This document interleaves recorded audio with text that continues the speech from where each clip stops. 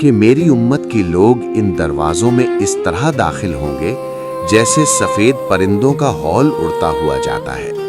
وہاں کوئی شور نہیں ہوگا، کوئی تکلیف نہیں ہوگی، صرف سکون اور سلامتی کی آوازیں ہوں گی۔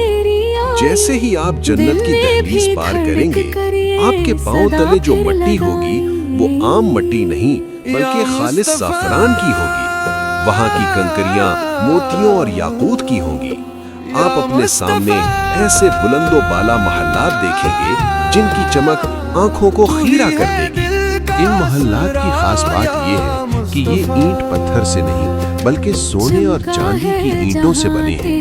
ان اینٹوں کو جوڑنے کے لیے جو گارا مورٹر استعمال ہوا ہے وہ خالص کستوری یعنی مسک کا ہے، جس کی مہک پورے ماحول میں رچی بسی ہے۔ وہاں کی دیواریں شفاف ہوں گی، اتنی شفاف کہ باہر کا نظارہ اندر سے اور اندر کا باہر سے کیا جا سکے گا۔ جب آپ اپنے محل میں تشریف فرما ہوں گے تو اللہ کی طرف سے آپ کی پہلی مہمانی کا وقت آئے گا۔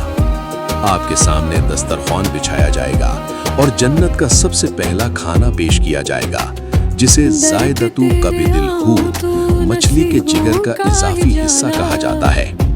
یہ وہ لذیذ ترین کھانا ہوگا جو آج تک کسی انسان نے نہیں چکھا ہوگا۔ اس کے ساتھ ہی آپ کو ایسے پھل پیش کیے جائیں گے جن کے گچھے آپ کے قریب جھک جائیں گے۔ آپ جس پھل کی تمنا کریں گے وہ خود بخود آپ کے ہاتھ میں آ جائے گا۔ آپ ایک لقمہ لیں گے تو اس میں سے 70 مختلف ذائقے آئیں گے اور ہر ذائقہ پچھلے سے بہتر ہوگا۔ یہاں ایک حیرت انگیز بات یہ ہوگی کہ آپ جتنا چاہیں کھائیں گے، لیکن آپ کو کبھی بھاری پن محسوس نہیں ہوگا، نہ ہی آپ کو بیت الخلا یعنی واش روم جانے کی ضرورت پڑے گی۔ جنت میں کوئی گندگی نہیں ہے۔ آپ کا کھانا ایک خطرناک حد تک خوشبودار ڈکار اور کستوری جیسے پسینے کے ذریعے ہضم ہو جائے گا، جو آپ کے جسم سے نکل کر فضا کو مزید مہکا دے گا۔ آپ کے محلات کے نیچے سے 4 قسم کی نہریں بہہ رہی ہوں گی، جن کا ذکر قرآن میں بھی ہے۔ پانی کی نہر، ایسا پانی جو کبھی خراب نہیں ہوتا، بالکل شفاف اور میٹھا۔ دودھ کی نہر، جس کا ذائقہ کبھی نہیں بدلتا۔ شہد کی نہر، جو ہر قسم کی ملاوٹ سے پاک اور صاف کیا ہوا ہے۔ شراب طہور کی نہر، یہ وہ پاکیزہ مشروب ہے جسے پی کر نہ سر میں درد ہوگا، نہ ہوش و حواس گم ہوں گے، بلکہ یہ صرف لذت اور سرور کا ذریعہ ہوگی۔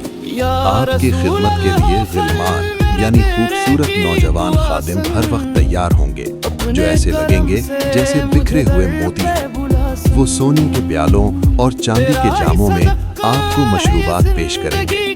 آپ ایسے تختوں پر فروخت ہوں گے جن کے استر گاڑھے ریشم کے ہوں گے، اور وہ اونچی جگہوں پر بچھے ہوں گے جہاں سے آپ اپنی پوری سلطنت کا نظارہ کر سکیں گے۔ جنت میں داخل ہونے کے بعد آپ کے دل میں پہلا خیال اپنے ان پیاروں کا آئے گا جو دنیا میں آپ کے ساتھ تھے۔